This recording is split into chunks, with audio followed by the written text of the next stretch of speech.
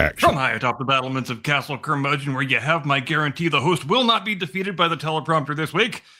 Good evening, Mr. and Mrs. America, and all ships at sea. Welcome to the Blast Radius. Glad to have you with us tonight.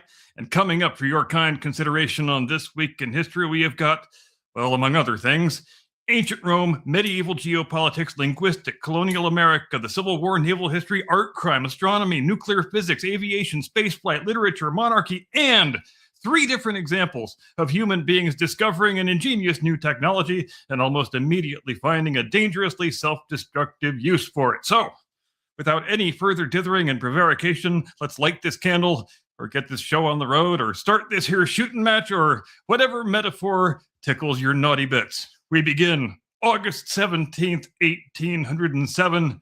Robert Fulton makes the steamboat that can actually make money. On Monday, the 17th of August, 1807, Robert Fulton left New York City aboard the vessel usually remembered as the Clermont, although contemporary advertisements called her rather less romantically the North River Steamboat, bound on the Hudson River up for Albany. Fulton was not the first man to build a steamboat, despite what generations of school books may have often implied. People had been experimenting with steam propulsion for decades at that point, generally producing craft that demonstrated the principle quite admirably before demonstrating the bankruptcy laws even more conclusively. What Fulton and his financial backer Robert Livingston managed was the truly important bit, that is, a steamboat that was practical and reliable enough that it could viably support a commercial enterprise. Fulton reached Livingston's estate at Clermont after 24 hours and Albany after 32 hours underway, covering 150 miles at just under 5 miles per hour. That sounds rather unimpressive until you remember that the wind was against him the entire way. Traditionally, sailing vessels on the Hudson were dependent upon whichever direction nature had chosen to blow on that particular morning. But Fulton, he could simply light a fire in a boiler and tell nature to go get stuffed. Within weeks, the boat was advertising regular passenger service between New York and Albany. And there, more so than in the novelty of steam propulsion itself, lay the revolution. For essentially all of previous human history up to that point, water transportation had depended upon muscle or current or wind or a fortuitous combination of all of the above. But now, you could leave on something resembling a schedule and arrive reasonably close to when you said you would. The Industrial Revolution, in other words, had finally invented the timetable. And having recently spent several days dealing with modern air travel, I think perhaps we should apologize to Mr. Fulton for what we have managed to do with it since. 1943, Schweinfurt Regensburg demonstrates why bombers need their little friends. On Tuesday, the 17th of August, 1943, the U.S. 8th Air Force sent 376 B-17 Flying Fortresses deep into Germany against 2 of the most important industrial targets inside the Third Reich. One force would hit the Messerschmitt fighter works at Regensburg, while another would attack the ball bearing factories at Schweinfurt. The clever part of the plan was that the 2 forces were supposed to go in almost simultaneously, thus dividing the Luftwaffe's attention, while the Regensburg bombers would continue south afterward and land safely in North Africa. But then the English fog intervened, as it has a tendency to do. The Regensburg force departed on schedule, while Schweinfurt was delayed long enough for the Germans to attack the first wave, then land, refuel, rearm, and then go back upstairs to attack the second one. Worse yet, the American fighters escorting the bombers simply did not possess the range to accompany them all the way into Germany. Eventually, those P-47s reached their outbound limit and had to turn around. And then several hundred B-17 crews discovered the shortcomings of the pre-war theory that said that formations of heavy bombers, if you festooned them with a sufficient number of 50 caliber machine guns, they could simply fight their own way through enemy airspace.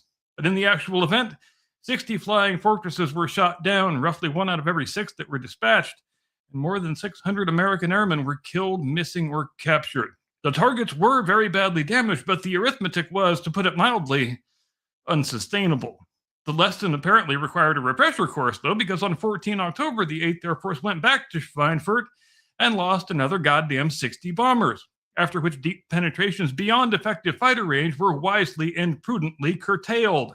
The solution was not that Schweinfurt somehow caused the invention of the P-51 Mustang. That aircraft type already existed, at least in its original configuration. The solution was that Schweinfurt demonstrated exactly what sort of airplane the bomber offensive desperately required, specifically an American P-51 Mustang fitted with a British Rolls-Royce Merlin engine. Beginning late in 1943, Merlin-powered P-51s with external fuel tanks started arriving in Europe, capable of accompanying the bombers deep into Germany and eventually all the way to Berlin. By the months preceding D-Day, the bombers no longer had to cross most of Germany all by themselves. The Mustang is remembered as one of history's great fighter aircraft because it was fast, agile, and handsome. And the rather esoteric idea of sticking a Spitfire's engine in the thing had much to do with that. Except for the handsome part. It was already pretty damned handsome. But one of its most important virtues was much less glamorous and far more practical. It had enough gas to stay with the people who needed it. 1945. Animal Farm is finally published. On Friday, the 17th of August, 1945, Secker and Warburg published at long last George Orwell's Animal Farm. Orwell had finished the book the previous year, but discovering a British publisher willing to print an allegory in which the Soviet Union was represented as a farm run by murderous lying pigs proved unexpectedly difficult, while Joseph Stalin was still appearing on Allied propaganda posters as good old Uncle Joe. 4 publishers turned it down. The difficulty was political rather than commercial. Wartime Britain was understandably reluctant to antagonize the country that was currently absorbing most of the combined fury of the German armed forces. Orwell himself was a democratic socialist, back when that term had an actual coherent meaning attached to it, which is an important distinction whenever anybody tries to turn Animal Farm into a generic tract for one modern political fashion or another. His target was very specific. After his experience in the Spanish Civil War, Orwell wrote that destroying what he called the Soviet myth was essential if socialism itself, that is, the brand of socialism that Orwell himself favored, was ever to recover from Stalinism. Hence, Napoleon is Stalin, Snowball is Trotsky, the dogs are the secret police, Boxer is the loyal working class, and the revolution gradually becomes indistinguishable from the tyranny it supposedly overthrew. It has therefore survived 81 years as one of the clearest political allegories that was ever written, which naturally meant that in 2026, somebody decided it needed fixing. Andy Serkis's new animated adaptation updates Mr. Pilkington into a Musk-flavored technology billionaire and adds shopping malls, drones, robots, and conspicuous consumption imagery, shifting much of the emphasis toward a more generic 21st century indictment of capitalism. It also substantially softens Orwell's famously merciless conclusion. The experiment, well, it's gone rather magnificently, hasn't it? At present, the film has a 30% critics score on Rotten Tomatoes, while even sympathetic reviewers have struggled to explain why somebody would take one of the most precisely constructed political fables in the English language and improve it by changing what it's about. The problem isn't that criticism of capitalism would have horrified Orwell, because it totally wouldn't have. The problem is that adapting Animal Farm while swapping out its specific political anatomy for whatever happens to be fashionable in 2026 is rather like adapting Moby Dick, but deciding that whales are dated and making it about cryptocurrency instead. Some books are more equal than others, after all, and some adaptations probably should have remained inside the barn. August 18th, 1492, Antonio de Nebrija writes the instruction manual for an empire. On Thursday, the 18th of August, 1492, Antonio de Nebrija's Gramatica Castellana was published at Salamanca. It was the first printed grammar ever devoted to Castilian Spanish, and effectively one of the foundational documents in the transformation of a regional vernacular into the language of a world empire. The timing was almost indecently perfect. A mere 15 days earlier, Christopher Columbus had sailed from Palos de la Frontera on the voyage that would connect Spain permanently with the Americas. And in the prologue to his grammar book dedicated to Queen Isabella, Nebrija supplied one of history's most prophetic observations when he said, quote, "Language was always the companion of empire.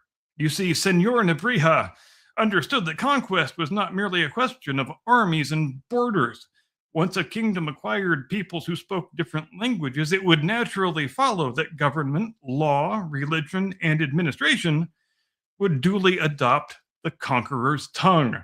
Nebrija was thinking primarily about Spain's newly consolidated monarchy and its existing conquests at the time. He could hardly have known that the ships already sailing westward were about to do to the scale of his argument. Within a few generations, Castilian had crossed an ocean. Within a few centuries, it stretched from California to Tierra del Fuego. And 500 years later, Nebriha's thesis has undergone what scientists would call fairly extensive real-world experimental confirmation. Just look at a linguistic map of the Western Hemisphere today. The overwhelming majority of its inhabitants conduct their public lives in Spanish, English, Portuguese, or French, not coincidentally, languages imported by the four main European colonial powers of the 16th and 17th centuries. The empires, they have mostly vanished. The flags came down, their governors went home, their borders were duly redrawn, and hundreds of millions of people continued speaking their languages. As imperial afterlives go, that's a record that's rather difficult to beat, really. The British Empire managed to lose the United States and somehow still got Americans to spend the next 2.5 centuries arguing about the correct usage of the apostrophe and scoffing at the notion that the word color has a U in it. 1590, John White returns to the lost colony of Roanoke. On Saturday, the 18th of August, 1590, Governor John White finally returned to Roanoke Island in present-day North Carolina. He had left the colony nearly 3 years earlier to go and obtain supplies in England, which is the sort of way that colonial supply runs worked back in those days. You guys sit tight. I'm going to run to the store and get what we need, and I'll be back in a couple of years, at best. Unfortunately, England then became preoccupied with the small matter of the Spanish Armada, and virtually every seaworthy vessel was thus required for national defense. And so the colonists waited, and they waited, and they waited, and they waited some more. When White finally landed back at Roanoke on 18 August, the date carried an especially cruel significance, for it was the 3rd birthday of his granddaughter, Virginia Dare, the very first English child born in the colony and in North America more broadly. But White found nobody. The houses had all been dismantled. A new palisade had been erected. On a tree were carved the letters C-R-O.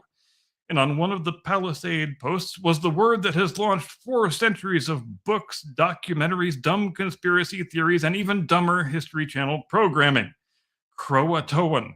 But here is the detail that generally gets lost when the story is presented as some sort of insoluble supernatural mystery. To John White, Croatoan absolutely was not any sort of mysterious message. It was really more of a forwarding address, because before leaving, he had specifically instructed the colonists to carve the name of their destination if they should happen to relocate. If they had been forced to leave under attack or some sort of distress, they were supposed to add a Maltese cross. There was no cross. However, Croatoan was an island, the island that we now call Hatteras Island, in fact, and home to native people with whom the colonists had established relations. White therefore concluded that his people had moved there and immediately tried to go and look for them. And then, unfortunately, a storm prevented him from reaching Croatoan and forced his ship back out to sea. Alas, he never returned. So the great mystery of Roanoke is not really that 100 plus human beings disappeared into thin air, leaving behind one incomprehensible word. They disappeared, leaving behind a sign telling rescuers exactly where they had probably gone. History simply never managed to go and check the address, which is somehow all the much more frustrating. 1868, humanity discovers an element 93 million miles away. On Tuesday, the 18th of August, 1868, the French astronomer Pierre Janssen was in India observing a total solar eclipse when he pointed a spectroscope at the sun. Spectroscopy was still relatively new at that time, the technique of separating light into its component wavelengths and looking for the distinctive bright or dark lines produced by different chemical elements. Think of it sort of as a chemical barcode. You might not think that it predates color photography by so many years, but indeed it does. Janssen noticed a bright yellow line in the solar spectrum that did not correspond to any element that was then known to exist on Earth. Later that year, the British astronomer Norman Lockyer independently observed the same mysterious signature. The obvious conclusion was simultaneously brilliant and slightly ridiculous. There appeared to be an element in the sun that nobody had ever found on Earth. Lockyer and the chemist Edward Franklin gave it a name that they derived from Helios, the Greek personification of the sun. They called it helium. They initially assumed it was probably a metal, which helps to explain why its name received the metallic sounding suffix of IUM. And then came the really wonderful part. For more than 20 years, scientists continued discussing an element whose existence had been established by looking at an object approximately 93 million miles away, while nobody could conclusively put any of it in a bottle here at home. It wasn't until 1895 that William Ramsay isolated terrestrial helium from a uranium-bearing mineral and demonstrated that its spectrum perfectly matched the solar mystery substance. So helium belongs to a very exclusive category in the history of science. Things that we discovered in outer space before we discovered them on Earth. Today, it's such a familiar thing that we associate it mainly with balloons, airships, cryogenics, and birthday parties. But its scientific debut came in the atmosphere of the sun during an eclipse, decades before anyone knew with certainty that there was any of it beneath their own feet. Astronomers had successfully analyzed the chemical composition of a star before chemists finished inventorying the planet that they were standing on. And if that isn't the 19th century showing off, I don't know what the hell is. August 19th, 43 BC. Octavian discovers that elections work better when you bring along 8 heavily armed legions of election observers. On Wednesday, the 19th of August, 43 BC, 19-year-old Gaius Octavius, better known to history as Octavian and eventually, of course, Augustus, became first consul of Rome. Elected is technically the correct word. There was, however, an unusually persuasive get-out-the-vote operation that was involved. Julius Caesar had been murdered the previous year, leaving his teenage great-nephew as his adopted son and principal heir. Octavian had rapidly acquired Caesar's name, Caesar's veterans, and the disconcerting habit of behaving as though being 19 were no obstacle to running the Roman world. Earlier in the year 43, he had cooperated with the Senate against Mark Antony. That alliance worked just long enough to defeat Antony at Mutina, whereupon both serving consuls conveniently died. The Senate tried to sideline Octavian, and Octavian discovered that he and the Senate had developed irreconcilable philosophical differences concerning exactly how important Octavian ought to be. So he sent centurions to Rome demanding that he be awarded the vacant consulship. The Senate told him to fuck off. Octavian responded by crossing the Rubicon with 8 legions and marching on Rome. This produced an astonishing late surge of support for his candidacy. An October surprise with lots of swords, one might say. On August 19th, he and his relative Quintus Pedius were elected consuls, making Octavian the youngest consul that Rome had ever seen. He immediately secured legal confirmation of his adoption by Caesar and legislating prosecuting Caesar's assassins. Within a matter of months, he would reconcile with Antony and Lepidus, establish the Second Triumvirate, unleash the proscriptions, defeat Brutus and Cassius, eventually destroy Antony and Cleopatra, and become the unchallenged master of the Roman world. The best part is the way Augustus later described all of this in his own self-hagiography entitled Res Gestae. At 19, he wrote, he had raised an army on my own initiative and at my own expense in order to restore liberty to the Republic. And if restoring constitutional government requires marching 8 legions into the capital until everybody votes correctly, well, sometimes that's just the way the ball bounces. Rome was still, shall we say, working some of the bugs out of representative democracy. 1839, France releases photography into the wild. On Monday, the 19th of August, 1839, Francois Arago stood before a joint meeting of the French Academies of Sciences and Fine Arts in Paris and publicly revealed the process developed by Louis Daguerre for permanently fixing an image produced by a camera. The daguerreotype had thus arrived. Daguerre was not the first person to create a photograph. That honor properly belongs in large measure to his former partner, whose name I am not going to attempt to pronounce. But Daguerre had developed a practical process capable of producing extraordinarily detailed images on silver-plated copper. The French government then made an unusual arrangement. Rather than allowing Daguerre and his partner's heirs to keep the invention proprietary, France granted them lifetime pensions and placed the process into the public domain, which is why August 19th is now celebrated as World Photography Day. There is, of course, naturally, a footnote. The famous claim that France gave photography free to the world came with a bit of a fine print that read, "This offer not valid in England and Wales," because Daguerre's agent had obtained a British patent 5 days earlier. Apparently, even the gift of photography to humanity required regional licensing restrictions, because of course it did. The early process was also, as you may know, spectacularly inconvenient. Exposure times could run for several minutes in bright sunlight and much longer under poor conditions, which initially made portrait photography less a matter of saying cheese than of clamping somebody's head into place and ordering them not to blink until further notice. But because the process was freely made available across most of the world, experimenters immediately started improving upon it. Within a few years, exposure times had collapsed, portrait studios proliferated, and ordinary people who could never afford to commission an oil painting could preserve an exact likeness of themselves and their families. Humanity had spent thousands of years possessing only paintings and descriptions of what people looked like. Then suddenly, we could freeze reality directly onto a little plate, and having acquired that astonishing ability, it took approximately 11 minutes before somebody began complaining that they looked terrible in the picture. 1960. Belka and Strelka boldly go where no dog has come back from before. On Friday, the 19th of August, 1960, the Soviet Union launched Karabi Sputnik 2, usually called Sputnik 5 here in the West. Its most famous passengers were two dogs, Belka, meaning squirrel, and Strelka, meaning little arrow.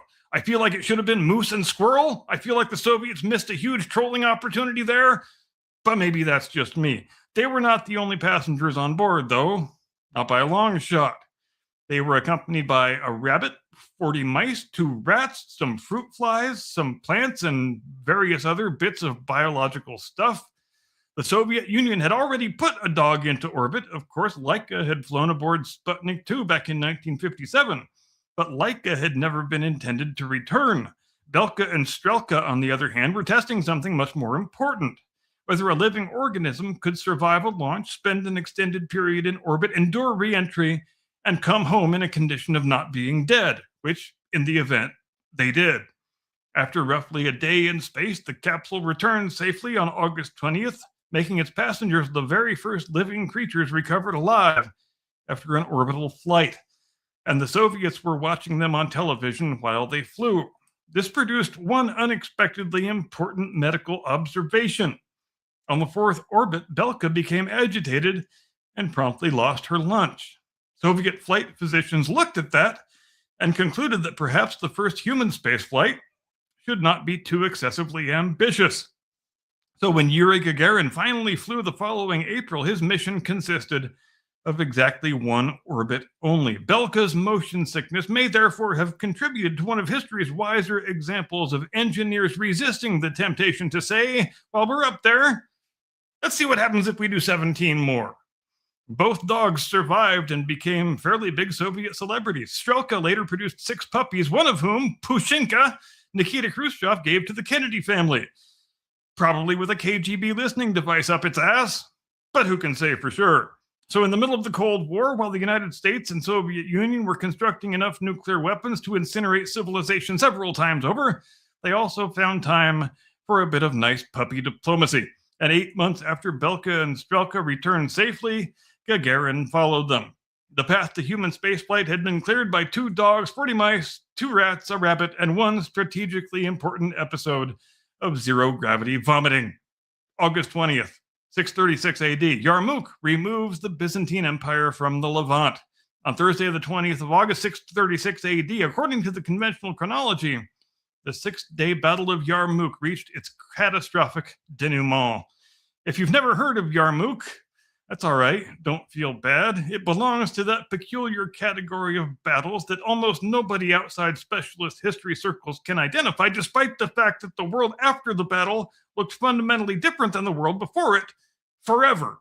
The contestants were the Eastern Roman or Byzantine Empire under Emperor Heraclius and the armies of the young Rashidun Caliphate, with Khalid ibn al-Walid playing the decisive military role on the Muslim side. The timing could scarcely have been any worse for Byzantium. For roughly a quarter century, the Romans and Sasanian Persians had been beating each other bloody in one of antiquity's most destructive wars. Heraclius had ultimately pulled off a remarkable victory and defeated the Persians. Then, almost immediately, armies united by the new religion of Islam came pouring out of Arabia toward the two exhausted superpowers. At Yarmouk, the Byzantines attempted to recover territory already lost in Syria. Instead, their field army was very decisively defeated. On the final day, Khalid used his concentrated cavalry to help break the Byzantine position. Retreat turned into disaster amid the ravines and broken ground around the Yarmouk. And the strategic consequences, well, they were enormous. The Byzantines never recovered Syria and Palestine. Damascus, Jerusalem, and the rest of the Levant passed permanently out of Roman control, and Muslim armies soon moved onward into Egypt. An imperial presence in Syria that had stretched back into the Roman conquest in the 1st century BC was effectively extinguished. Heraclius had spent his reign pulling off one of the greatest military comebacks in Roman history against the Persians, but then an opponent that had barely existed as a unified political force when his reign began appeared from Arabia and took away much of what he had just saved. Sometimes history doesn't merely close one door and open another. Sometimes it waits until you finished rebuilding the house and changes the locks. Then it kicks you in the balls and laughs at you while you're writhing on the ground. 1775, Tucson receives a Spanish fort courtesy of a red-headed Irishman. On Sunday, the 20th of August, 1775, Lieutenant Colonel Hugo O'Connor, in the service of the King of Spain, selected and laid out the site of the new Presidio San Agustin del Tucson. Calling this the founding of Tucson, though, requires an immediate qualification. People had been living in the Tucson Basin for many thousands of years at that point, and indigenous communities already occupied the Santa Cruz Valley long before any Spaniards arrived. Even the name Tucson derives ultimately from the Odoham Kukon, generally understood as referring to the settlement at the base of the Black Hill, the hill in this case being today's Sentinel Peak, or A Mountain, if you're feeling far less imaginative. Hey, what should we call that peak over yonder? I don't know. A Mountain? Okay, smartass, you win. A Mountain it is. Now, what happened in 1775 was the establishment of the Spanish military post from which colonial and later urban Tucson developed. And the man responsible was not, as one might expect, named Garcia or Mendoza or Rodriguez. He was born Hugh O'Connor in Dublin, Ireland, a famously non-Spanish part of the world. Catholic Irishmen, barred from advancement under British rule, had a long tradition of entering military service with continental European powers, and O'Connor wound up in the Spanish army. Changed his name to Hugo O'Connor and eventually rose to the command on the northern frontier of New Spain. He was also a ginger, as the Irish sometimes have a tendency to be. The Apaches called him El Capitan Colorado, the Red Captain. O'Connor was reorganizing Spain's chain of frontier presidios when he ordered the garrison at Tubac move north to Tucson. The site offered water, pasture, timber, and helped defend the Spanish settlements and missions along the Santa Cruz corridor. The Presidio was completed the following year and became one of Spain's northernmost military outposts.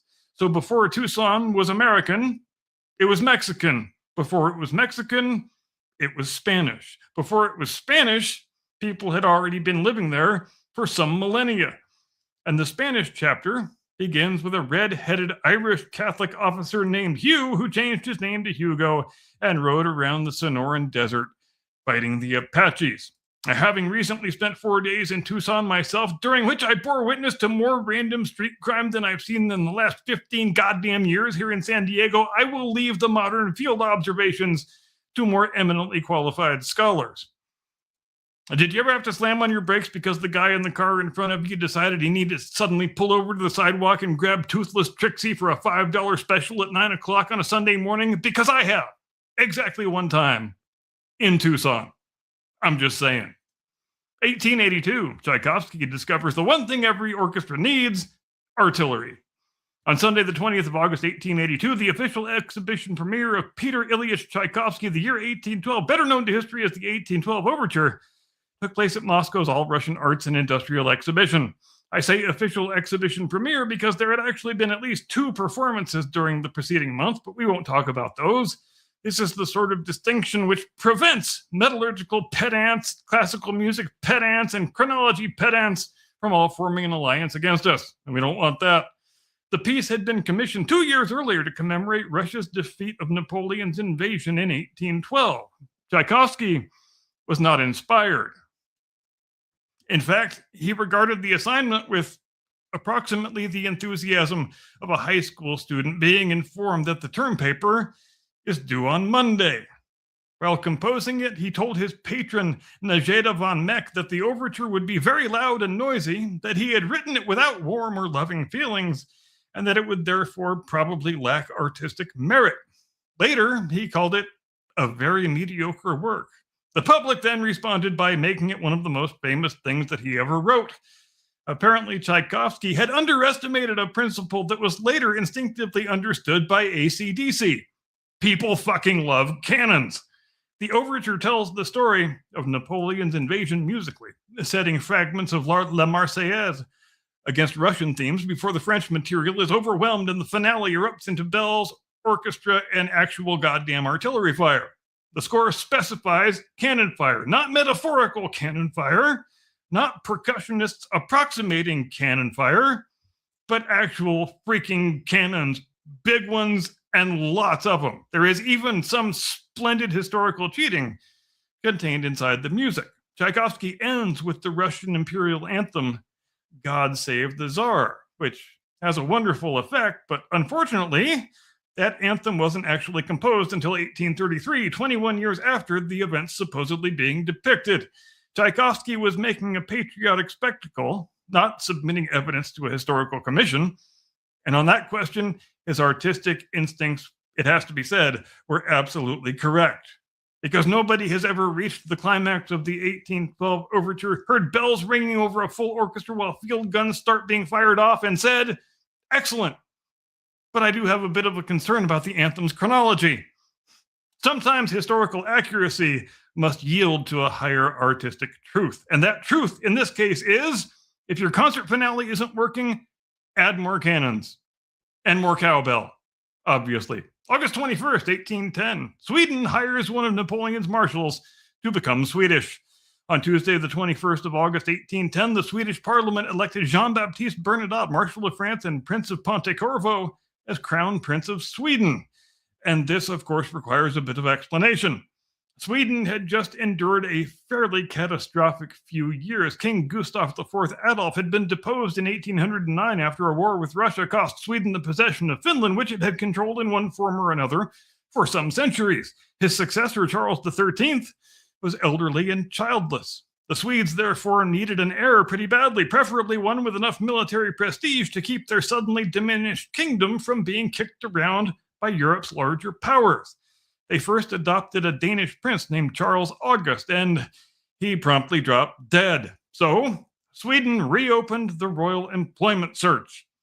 At this point, a young Swedish lieutenant named Karl Otto Morner did something that was wonderfully unauthorized. While in Paris, he approached Bernadotte and essentially asked him, hey bro, how would you like to be king of Sweden? Nobody had authorized Morner to do any such thing or make any such offer. The Swedish government was sufficiently impressed with his initiative that when he returned home, they promptly placed him under arrest. Unfortunately for them, his ridiculous idea actually began catching on. Morner had effectively invented a political movement and then watched everybody decide that maybe this lunatic has some sort of a point here.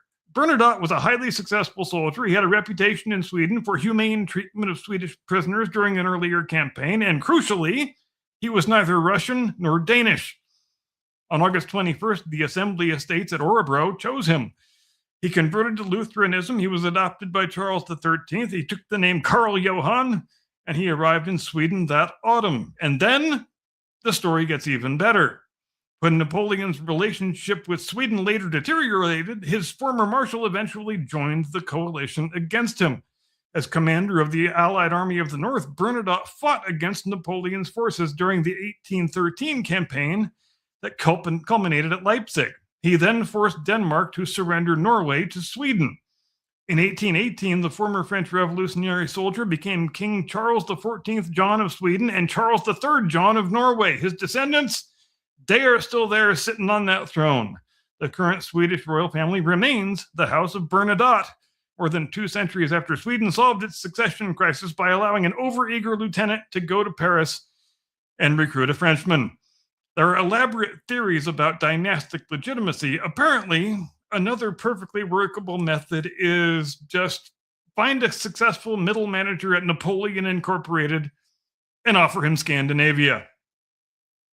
1911, somebody steals the Mona Lisa and accidentally makes it the most famous painting on Earth.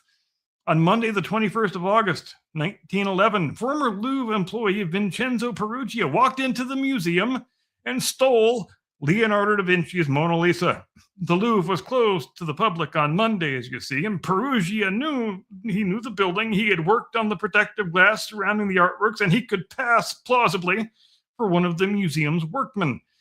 So he just removed the painting from its frame and departed the building with a Renaissance masterpiece that was small enough to secrete underneath his clothing. And nobody noticed for more than a day. When an artist arrived to copy the painting and found an empty space on the wall, Louvre employees initially assumed it had merely been taken away to be photographed or something. Eventually, though, somebody actually checked. No, it turns out it hadn't been taken away. Well, it had been taken away, but it was taken away by a thief. They had lost the Mona freaking Lisa. France went insane, of course. The Louvre closed. Newspapers around the world covered the theft. Thousands of people eventually came to the museum merely to stare at the empty wall. Police pursued various theories and somehow managed to drag Guillaume Apollinaire and Pablo Picasso into the investigation because an acquaintance of theirs had previously stolen antiquities from the Louvre. They, of course, were innocent. Meanwhile, police actually interviewed Perugia at one point, but failed to notice that the painting was hidden inside the apartment he was in. For more than 2 years, he just kept the thing. Then in 1913, he contacted an art dealer in Florence and tried to return or sell it to Italy.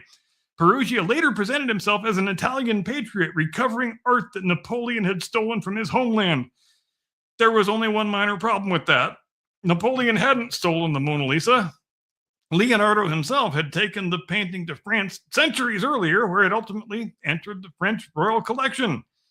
It was an unusually poor choice of masterpiece for nationalist repatriation. Perugia was arrested, the painting was returned to Paris, and the enormous publicity surrounding the theft transformed an already highly esteemed Leonardo into something approaching a secular holy relic.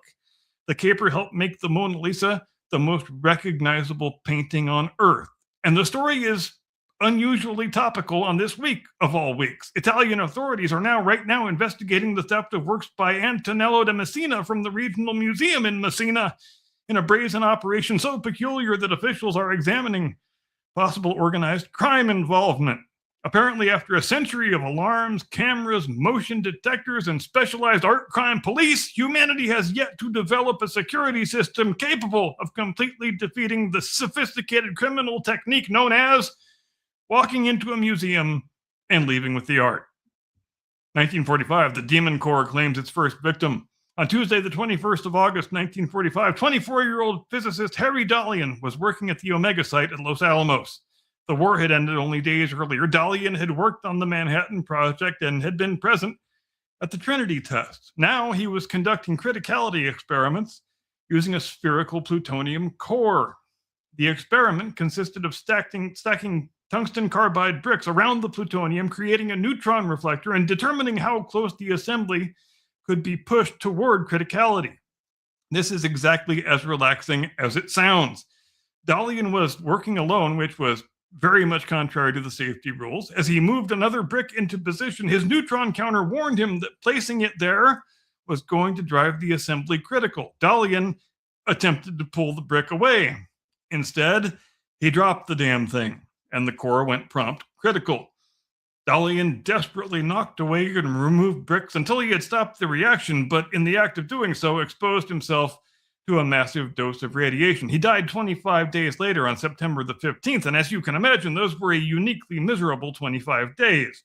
Los Alamos responded by tightening its procedures. Henceforth, criticality experiments were absolutely not to be performed alone under any circumstances. Remote control equipment was discussed and designed so that human beings would no longer have to manipulate dangerously near critical plutonium assemblies by hand.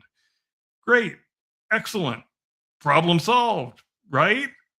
Except the remote equipment wasn't quite ready yet. And so 9 months later, the physicist Louis Slotin used the very same plutonium core in another hand-operated criticality demonstration. His experiment involved lowering one beryllium hemisphere over another around the plutonium while preventing them from closing completely. And the sophisticated piece of precision nuclear engineering equipment that Slotin used to maintain the separation was, wait for it, a common head screwdriver. I'll just prop the Newton reflector up with this, and it'll be fine, right? Well, the screwdriver slipped, and the hemispheres closed. The core, it went critical again. Slotin immediately pulled the assembly apart with his bare hands, saving the other people in the room from much worse exposure, but receiving a lethal dose himself. He died 9 days later. After 2 fatal accidents, the plutonium sphere acquired the nickname by which history remembers it, the Demon Core. And the lesson here is not that these men were stupid. Far from it. They weren't anything resembling stupid. They were some of the finest physicists on the face of the earth. The lesson is considerably more alarming. Namely, that being one of the smartest people alive apparently does not provide immunity against doing something catastrophically stupid with a screwdriver. August 22nd, 1642, Charles I raises the royal standard and Britain's family argument becomes a civil war. On Friday, the 22nd of August, 1642, King Charles I raised his royal standard at Nottingham. By this point, Charles and Parliament had been drifting toward armed conflict for some months. There had been the king's 11-year personal rule without Parliament. There had been fights over taxation and religion. There had been rebellion in Scotland, the recall of Parliament, the execution of Charles's minister, the Earl of Strafford, and finally, Charles's magnificently unsuccessful attempt to enter the House of Commons and personally arrest 5 members of Parliament. Of course, the 5 dudes he wanted to arrest had already left. Astonishingly, walking into the legislature with armed men and asking where your political opponents have gone does not ordinarily improve constitutional relations. And who knew? Charles left London soon after that. Through the summer of 1642, King and Parliament raised forces while continuing to insist that the other side was responsible for all this shit. Then at Nottingham on 22 August, Charles formally raised the royal standard and summoned loyal subjects to his army. Conventionally, this marks the beginning of the First English Civil War. The ceremony, though, was not particularly encouraging. The weather was miserable, as the English weather often is. Recruitment around Nottingham proved less enthusiastic than Charles had hoped, and in what royalist public relations really could have done without, the royal standard was soon blown down by the wind. Contemporaries unsurprisingly interpreted this event as a bad omen, and they were not wrong. 4 months later, nobody had won. 4 years later, Charles had lost the First Civil War. He then escaped custody, helped to provoke another round of fighting, lost that one too, and eventually supplied Parliament's increasingly radical soldiers with the revolutionary suggestion, what if England simply didn't have a king anymore? In January 1649, Charles was tried for treason against his own subjects and beheaded outside the banqueting house in Whitehall. Britain abolished the monarchy for 11 years. And then everybody, they decided they had had just about enough of that, and they invited Charles's son back. They then immediately realized what a profligate, hedonistic, spendthrift scumbag that guy was, and immediately began laying the groundwork for replacing the House of Stuart with an altogether different royal house, which tells you kind of a lot about the love-hate relationship that Britain has with its monarchy. So the English Civil War ultimately demonstrated 2 rather important constitutional principles. The first is that the king cannot simply rule without Parliament. And the second, England can apparently survive approximately 11 years without a king before becoming quite uncomfortable and ordering another one. 1851, America wins the America's Cup before there is an America's Cup. On the 22nd of August, 1851, during the summer of London's Great Exhibition, a revolutionary-looking American schooner named, in a real flight of imaginary fancy, America, lined up against the finest yachts that Britain could offer in a race around the Isle of Wight. The boat belonged to a syndicate headed by the New York Yacht Club Commodore John Cox Stevens, no relation to John Stevens Cox or to Dewey Cox, despite rumors to the contrary. The Americans had crossed the Atlantic partly to demonstrate American yacht design and partly because wealthy Victorian gentlemen regarded gambling enormous sums of money on boat races as a perfectly respectable use of an afternoon. The Royal Yacht Squadron arranged a race for its 100-pound cup, pounds in this case referring to money, not the weight of the trophy, which would be open to international competition. 15 yachts started the race, 14 of them were British.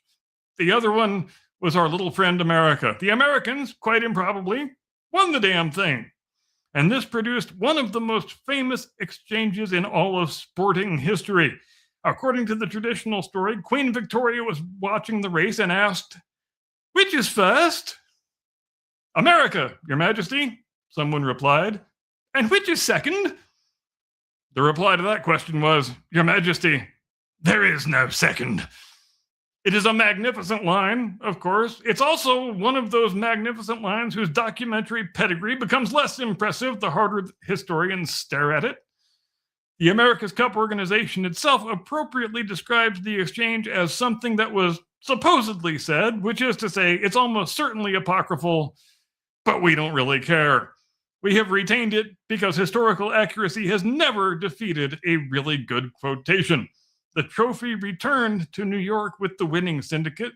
6 years later, they donated it to the New York Yacht Club under a deed of gift, establishing it as a perpetual international challenge trophy, and the cup eventually took its name from the winning boat, not the country, mind you.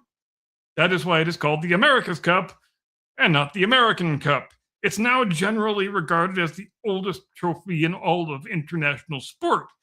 And because history enjoys details that are designed specifically to irritate the pedantically inclined, the trophy everybody calls the America's Cup is really a silver ewer open at both ends and originally incapable of holding any drink whatsoever. So the oldest international sporting cup in existence isn't really a cup, but we don't care.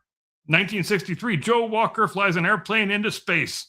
On Thursday, the 22nd of August, 1963, NASA research pilot Joseph A. Walker climbed into a North American X-15 number 3 beneath the wing of a B-52. The B-52 carries him to altitude and releases him.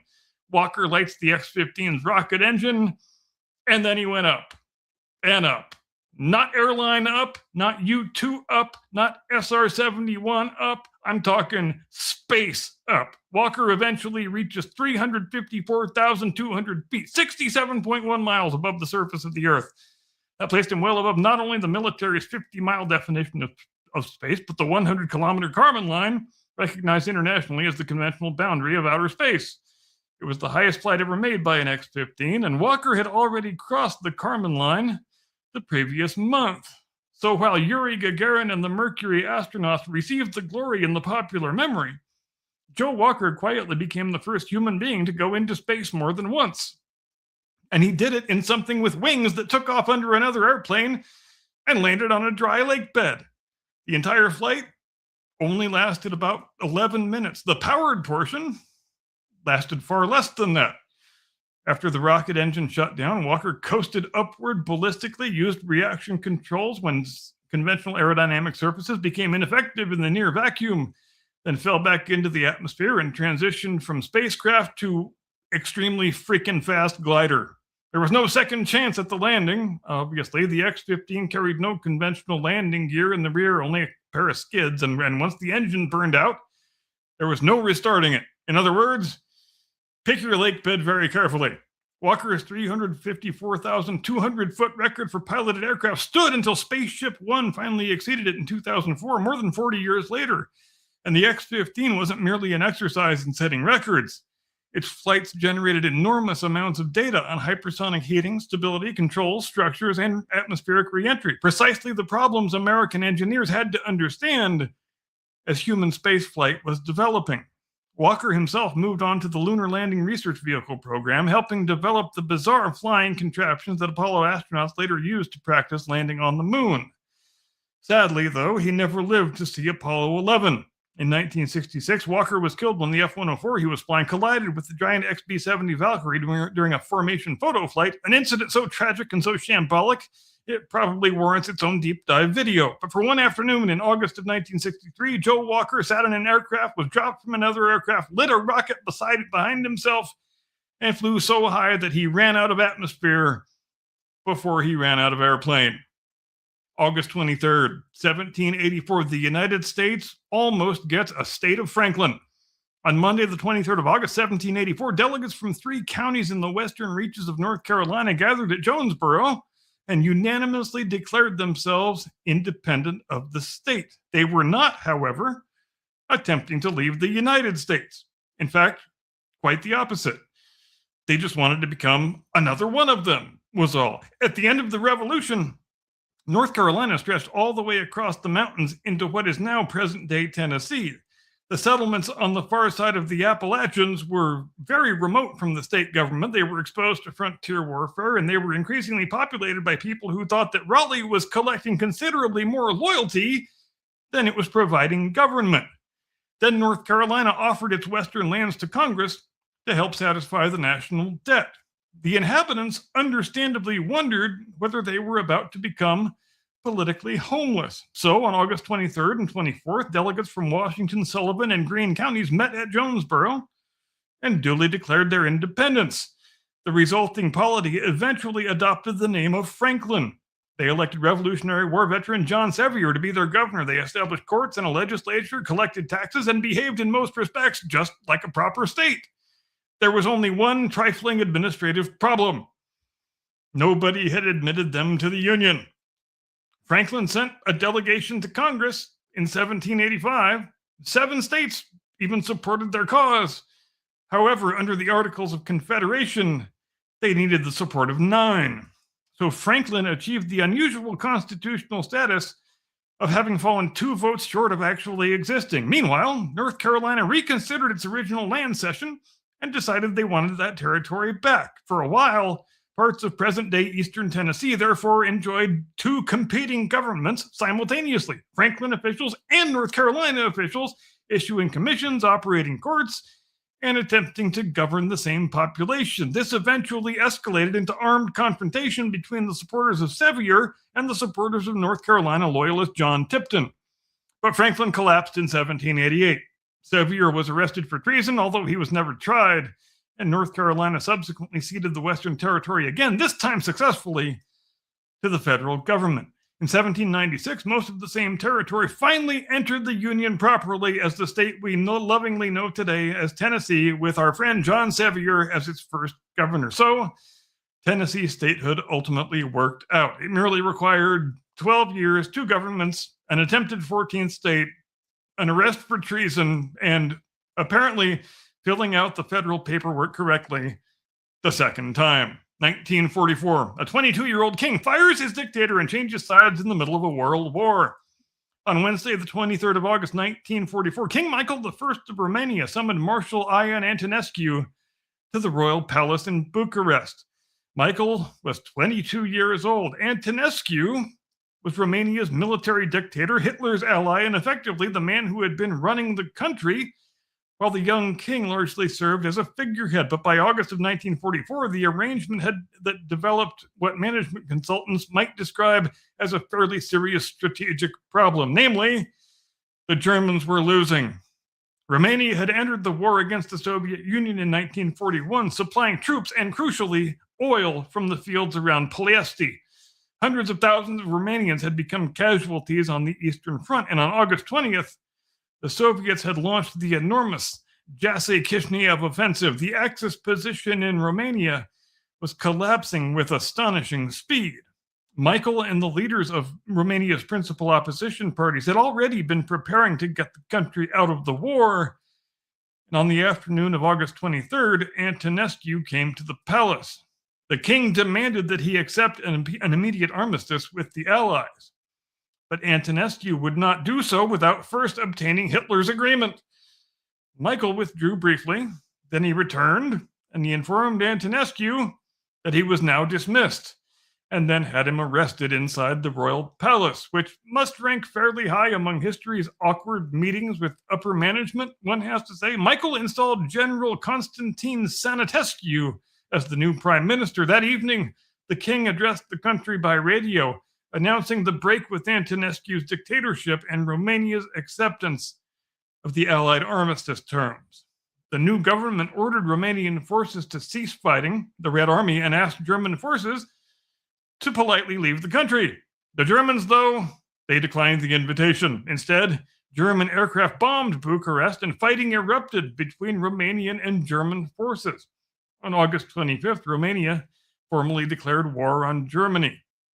And the consequences of that were fairly immense. Germany abruptly lost an ally, and they lost vital access to Romanian oil and much of its strategic position in southeastern Europe. Romanian forces now fought westward alongside the Soviets through Hungary and into Czechoslovakia. An entire flank of Hitler's European empire had effectively fallen open, and all of it began when the 22-year-old ceremonial monarch everybody had assumed could be safely ignored actually decided, no, I think I'm the king, and I'm going to act like it. There is, unfortunately, a very Romanian postscript to all this. Michael's action helped shorten his country's war against the Allies, but it could not prevent Soviet domination afterward. In December 1947, Romania's communist government forced him to abdicate, and abolished the monarchy. So, King Michael helped remove a pro-German dictatorship in 1944, only to discover 3 years later that when the Red Army arrives as your new ally, getting it to go home is considerably more complicated than a palace coup. 1954, the C-130 Hercules takes off and apparently decides never to go out of production. And finally, on Monday, the 23rd of August, 1954, 72 years ago today, in fact, Lockheed test pilots Stanley Belts and Roy Wimmer climbed aboard a decidedly unglamorous-looking new military transport aircraft at Burbank, California. It was the second of two YC-130 prototypes.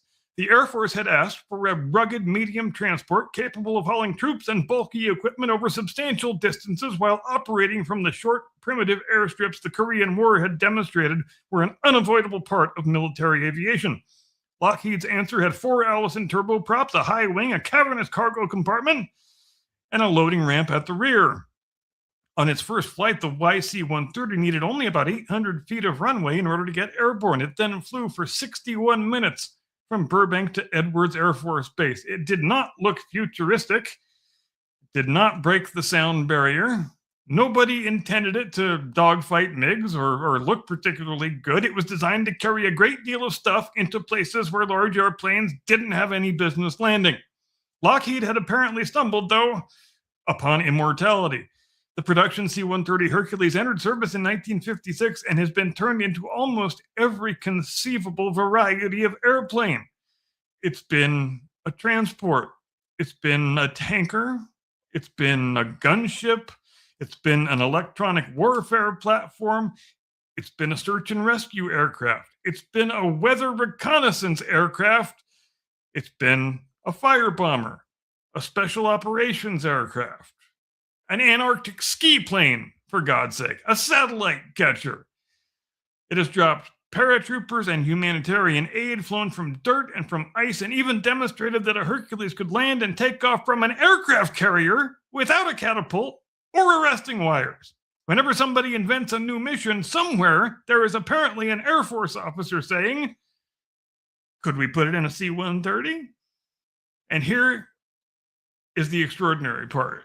The airplane that first flew while Dwight Eisenhower was president, 1 year after Stalin died and a month after Elvis Presley recorded his first single, that thing is still in production in the year 2026. I'm not talking about restored examples or remanufactured antiques. Brand new C-130Js are still coming off the Lockheed Martin line at Marietta, Georgia. More than 2,700 Hercules aircraft have been ordered or delivered, and the C-130 production line holds the record as the longest continuously operating military aircraft production line in world history. The basic airplane has obviously evolved rather enormously. Modern C-130Js have different engines, propellers, avionics, and systems from the early Hercules, but put that 1954 prototype beside a C-130J rolling out of Marietta today, and there is absolutely no mistaking the family resemblance, which suggests that Lockheed's engineers committed one of the great professional errors in the history of planned obsolescence. That is, they got the design right the first time.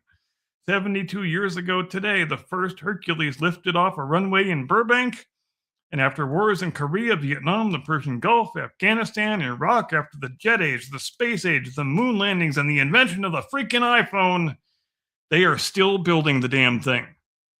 So after a week that began with Robert Fulton discovering that transportation works better when you don't have to wait for the wind, I can think of no more appropriate place than this to finish, and that is the C-130 is still flying, and so mercifully are we. But we are running a bit low on gas, so if anybody knows of a dry lake bed nearby.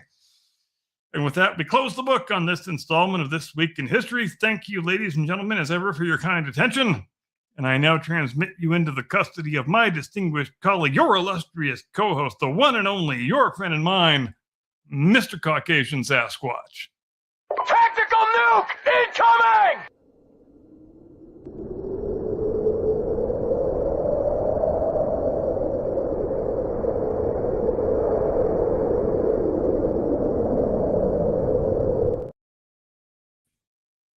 When President-elect John F. Kennedy asked outgoing President Dwight D. Eisenhower why the D-Day invasion succeeded, Eisenhower replied simply, "Because we had better meteorologists than the Germans." That's the truthiness.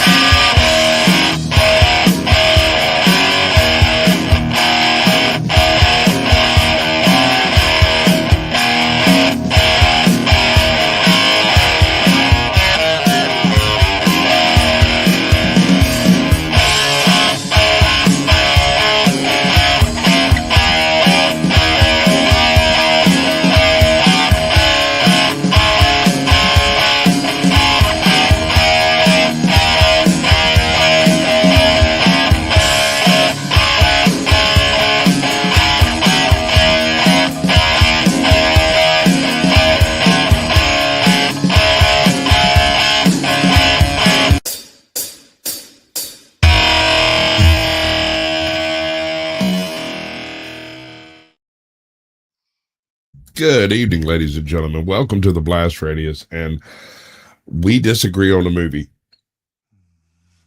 We do. You go first.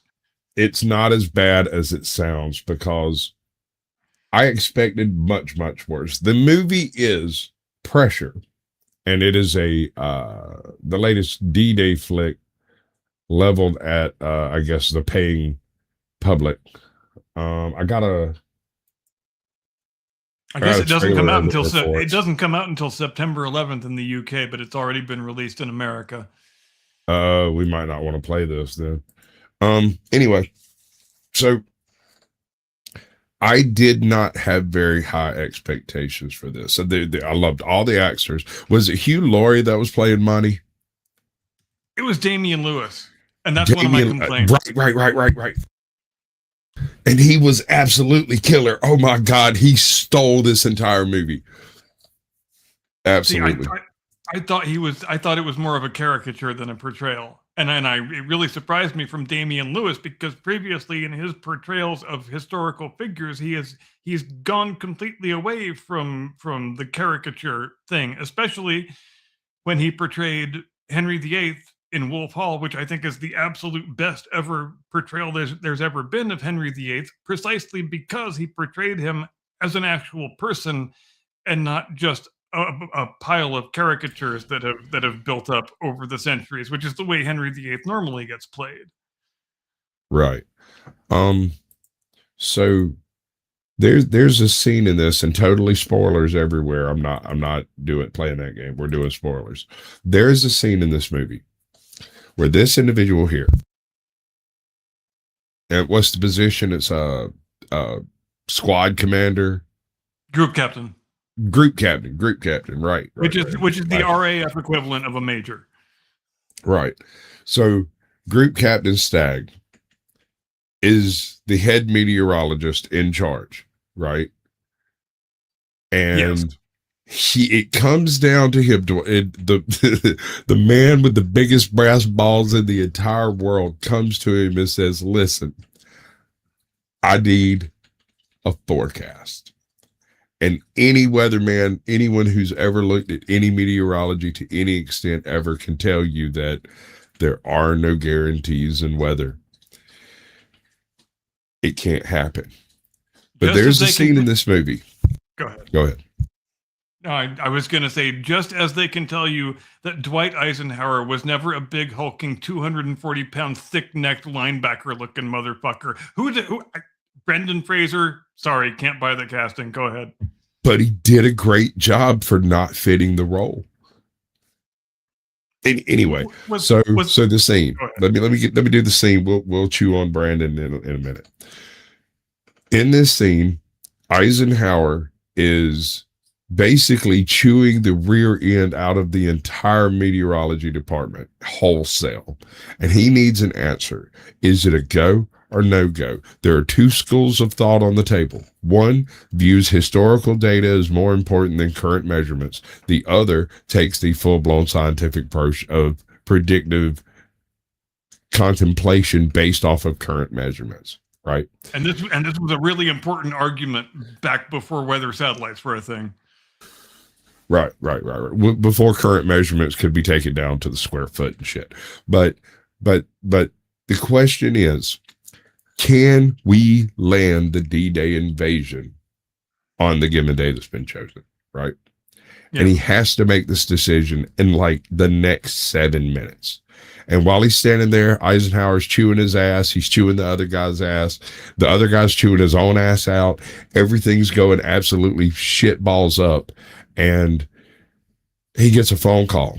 And the aide interrupts Eisenhower in the middle of a rant to tell this man, look, no, it's important. And Eisenhower stops immediately, lets him answer the call, gives him 3 or 4 minutes to deal with it, and then asks him if it's important, and he says it is irrelevant. That phone call was to tell him that the hospital where his wife and child was at had just been bombed by the Germans in the Blitz, and they had numbers of casualties, no idea who had lived, who had died, and there was no way for him to find out until after D-Day is done.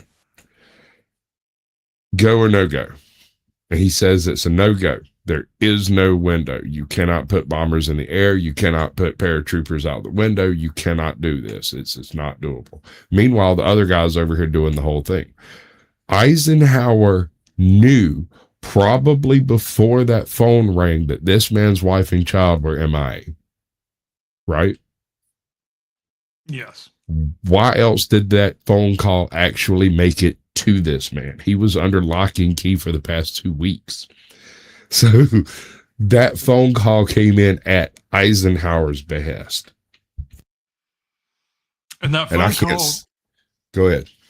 It struck me strange because I'm thinking, it doesn't seem like there should have been bombing attacks on London during the first week of June 1944, because that's way the hell after the end of the Blitz, and it's before the V1 and V2 attacks started. So I looked it up because we look things up around here, and it's actually a completely fictional bit of dramatic license. There were no bombing. Yeah, so. But, you know, I realize in movies you have to insert fictional things for dramatic license, and that's fine. I have bigger complaints than that. It's the acting involved in this scene, right? That I really appreciated. Brendan Fraser, big hulking monster of a man he is, best he can do is look like a frog while talking, and that's Eisenhower. I'm not throwing any shade. It was a bad casting for him, right? Yeah. Danny DeVito, fucking anybody could do a better Eisenhower than Brendan Fraser, and that is no smoke on Brendan Fraser. He's just it would be like me trying to portray Kwai Kane. It just wouldn't work, right?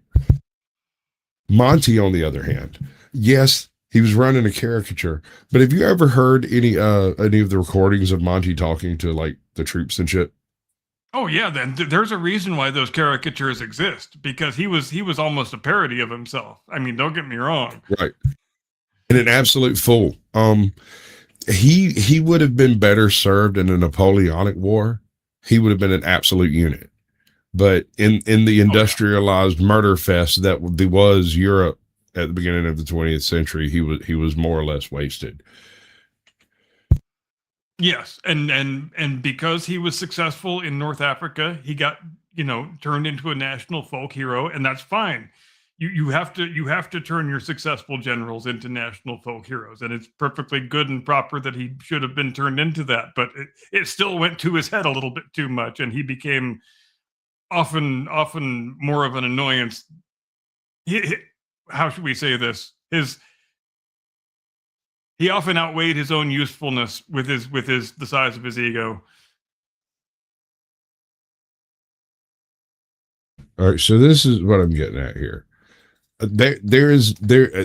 You're Brendan Fraser and you're asked to play Eisenhower. There is nothing wrong with this. This is the best you could possibly hope for. Yeah, I mean, sometimes you get cast for a role you shouldn't be cast for, and you have to do the best with it that you can. So it's hard to begrudge the guy on that level, but everything about the portrayal is contrary to what we know about the historical Dwight Eisenhower, who was never a loudmouth blowhard.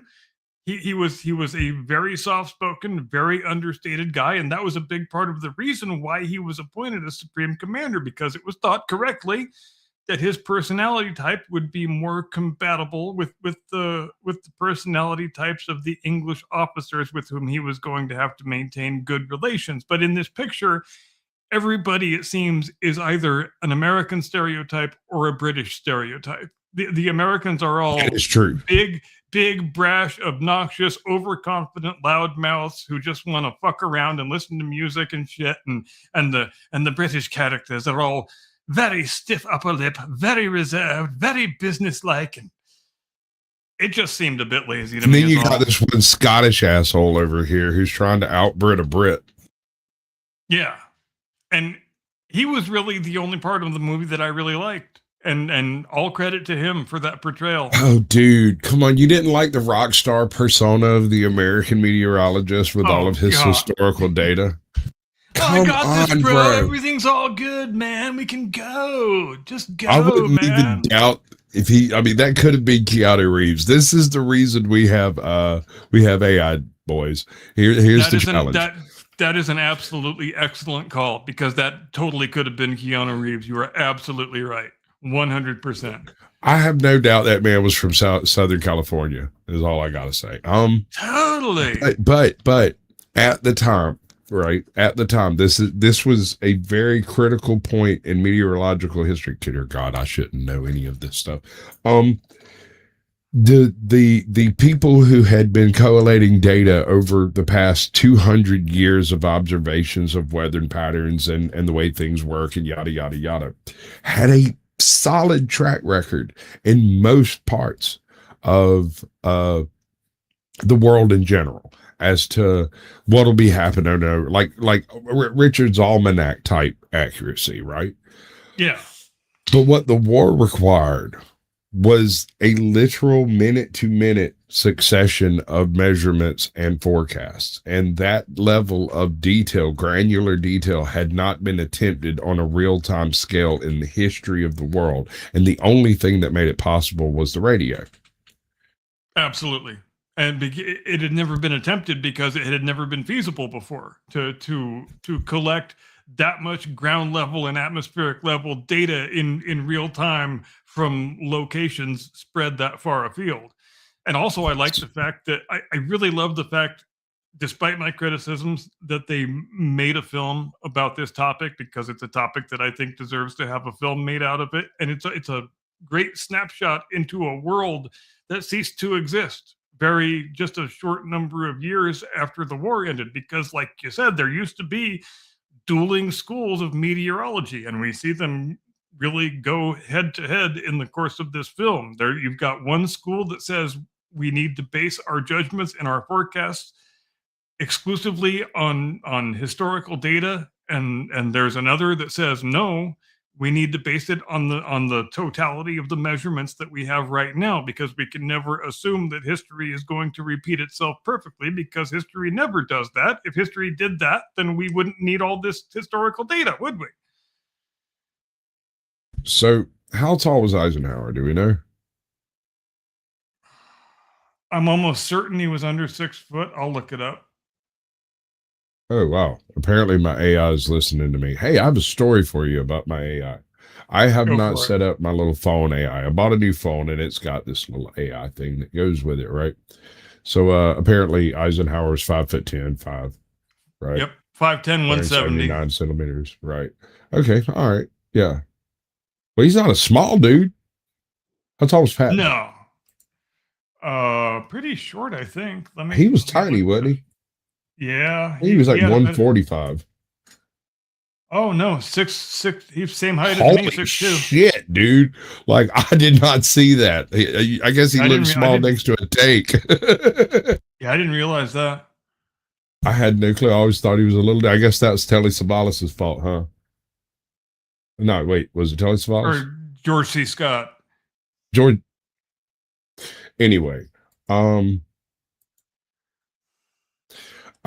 sorry, dude. As much as you can hate it all you want. I kind of really like the Monty character and the way he was portrayed.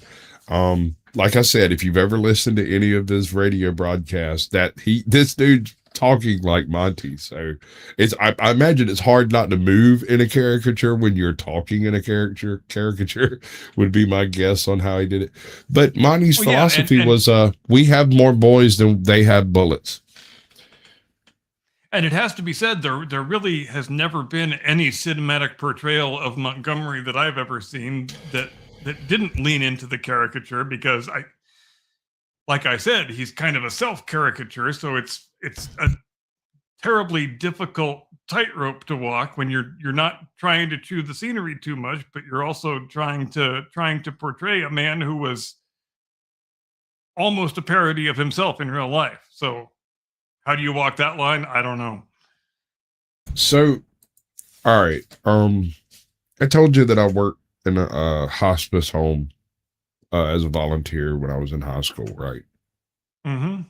That I met a couple of World War II veterans, and actually that's where most of my World War II interest comes from, is a couple of these guys. One, they were both at the Battle of the Bulge. Both were tank commanders, and they both fucking injured each other's tanks and repaired their tanks under fire in front of each other while basically throwing bottles at one another. And then they managed to end up in the same hospice home. Anyway, there were a few other guys in there too.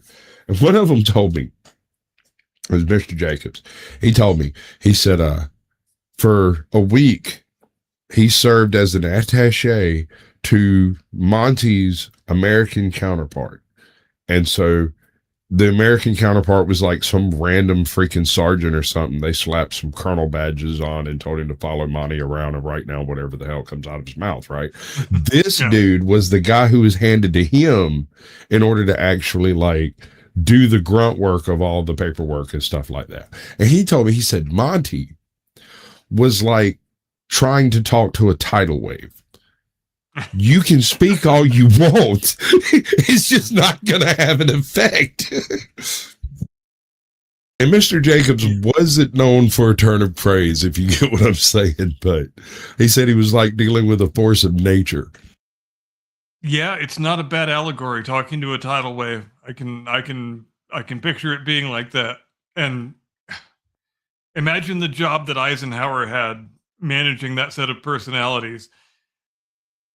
Imagine how much it must have pissed Montgomery off that he had to be in his own country taking orders from some goddamn Yank. Right? Yeah, but I mean, hell, dude, once that whole North African campaign, that was some ugly work, brother. We need to do some deep dives into that shit one day and do a couple of what ifs. Like if Lone Pine hadn't have fallen the way it did, or Alamein hadn't have gone the way it did, like all of this could be a very different war. Yeah, and why does Rommel go from being a brilliant general to being an idiot? Weather, actually, no. It is easily explained. It's actually explained by part of the details in this film. At the time that the Normandy invasion took place, there was the understanding in the German hierarchy that there were going to be considerable storms and low, overcast, dense skies for the next 2 weeks. So Rommel went home to go, I don't know, fuck his wife or something. I can't remember exactly. It was his wife's birthday. Birthday, right. And so we're about a quarter of the primary troops that were defending Fortress Europa that week. Right? Yeah, because it was thought that there's no possible way they're going to attempt an invasion before the 18th. No chance. No shot. No way. And this dude, Stagg, he was capable enough to predict a possible window, and Eisenhower had the balls to load 500,000 men on freaking boats and send them out to die. Yeah, and to not only that, but to keep them all completely sequestered for an additional 24 hours after the thing was put off from the 5th to the 6th. And think about the logistical challenge just in doing that. Right. When they're all completely ready to go and already on their yep. Stand down, but don't go anywhere. I got one more scene, and we can go wherever you want after that. We'll have a few minutes left. The scene where oh damn, I lost it. Fuck.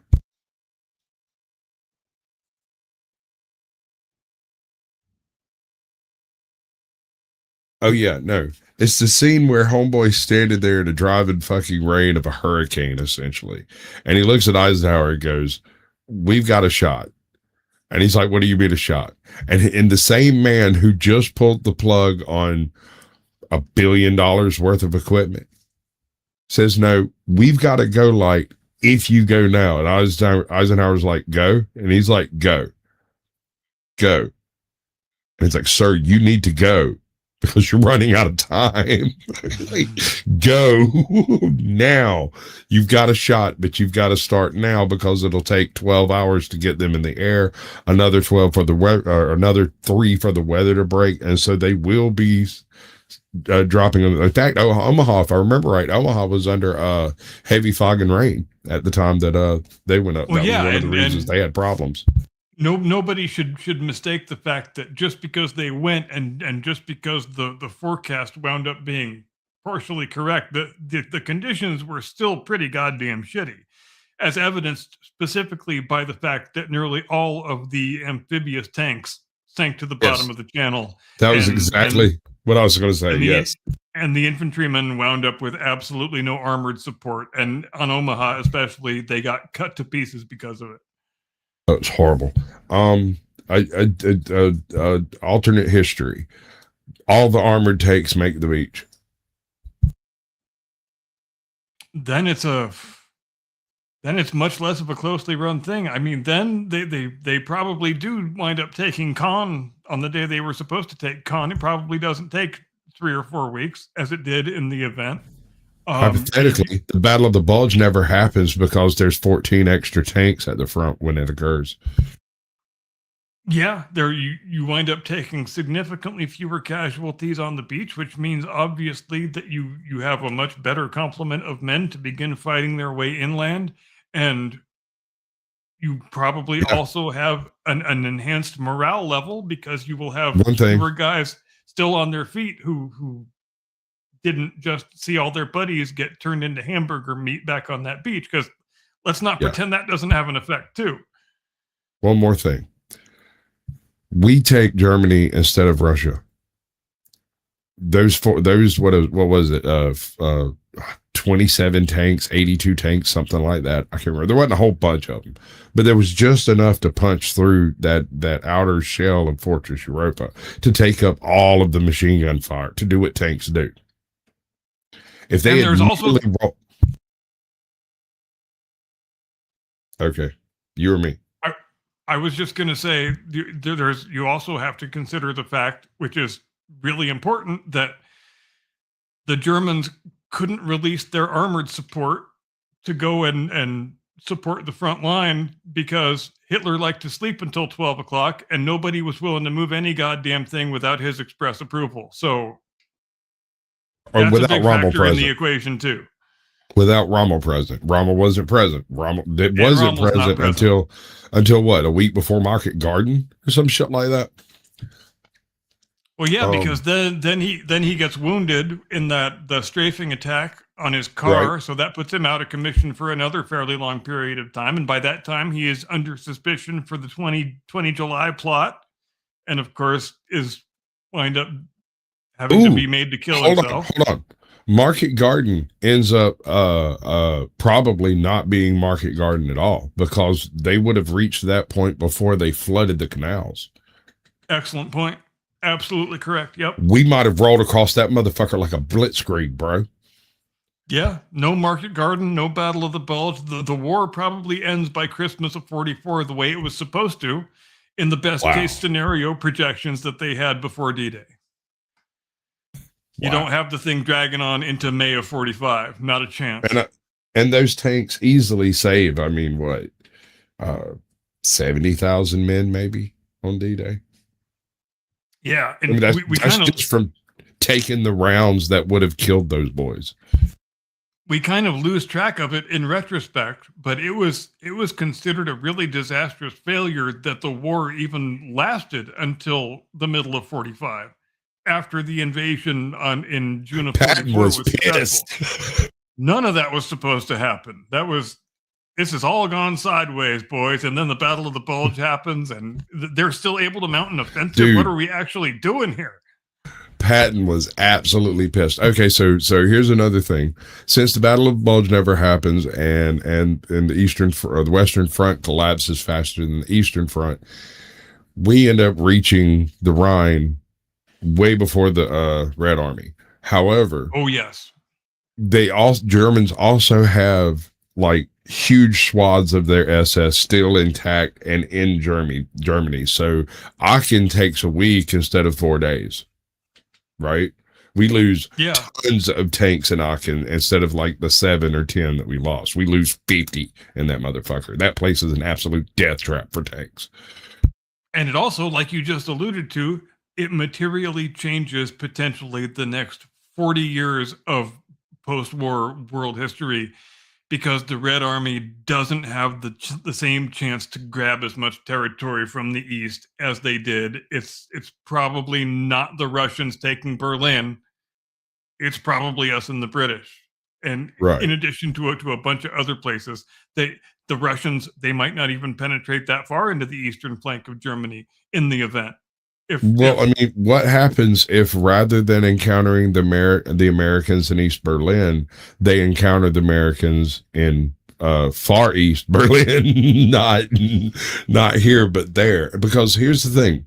There was this magical point after the crossing of the Rhine, but before the fall of the Reich, where the Americans had broke out and were literally attacking everything simultaneously. Like, it was an absolute wash. Once we crossed that freaking river, it was on like Donkey Kong, and they knew it.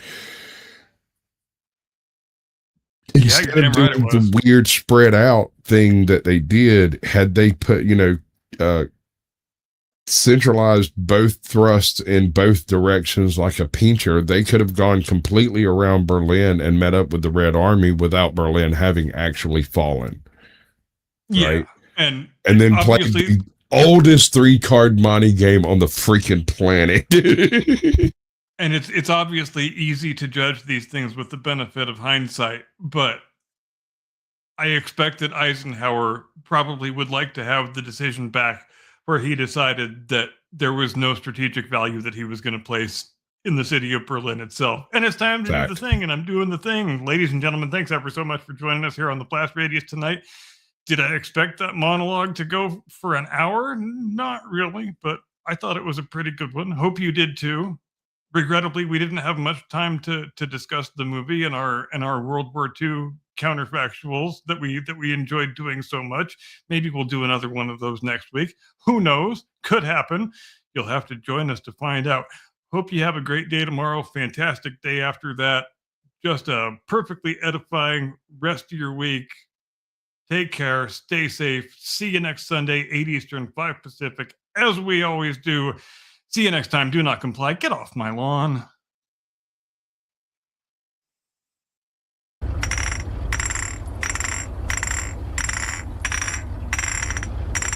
Warriors, come out to play.